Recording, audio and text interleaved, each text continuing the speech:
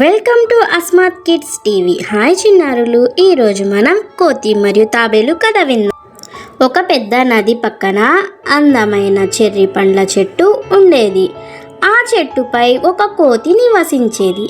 ఆ కోతి చాలా చురుకుగా ఉండేది, కానీ కొంచెం మోసం చేసే గుణం కలది. అదే నదిలో ఒక మంచితనమున్న తాబేలు ఉండేది. అది ప్రతిరోజు నది ఒడ్డుకి వచ్చి విశ్రాంతి తీసుకునేది. ఒకరోజు కోతి తాబేలును చూసి పండ్లు ఇచ్చింది. స్నేహం చేద్దామా అంది. తాబేలు సంతోషంగా ఒప్పుకుంది. అలా రోజులు గడిచాయి.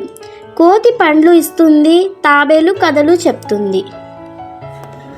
ఇలా కొన్ని రోజులు గడిచాయి.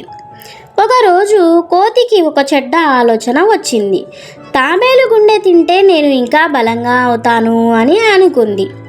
అది తాబేలును అడిగింది, స్నేహమా, నా ఇంటికి రా, నా భార్య కూడా నిన్ను చూడాలి అని అంటుంది అని చెప్పింది. తాబేలు కోతిని నమ్మి తన మీద కోతిని ఎక్కించుకొని నదిని దాటసాగింది. నది మధ్యలోకి రాగానే కోతి నవ్వుతూ ఇలా అంది, నిన్ను మోసం చేశాను, నీ గుండె నాకు కావాలి అని కోతి చెప్పింది. తాబేలు ఒక్క క్షణం భయపడ్డా వెంటనే తెలివిగా ఆలోచించి, అయ్యో, నువ్వు ముందే చెప్పాలి కదా, నా గుండెను నేను ఎప్పుడూ చెట్టు దగ్గరే ఉంచుతాను, మనం తిరిగి వెళ్దాం, నేను తీసుకురాగలను అంది.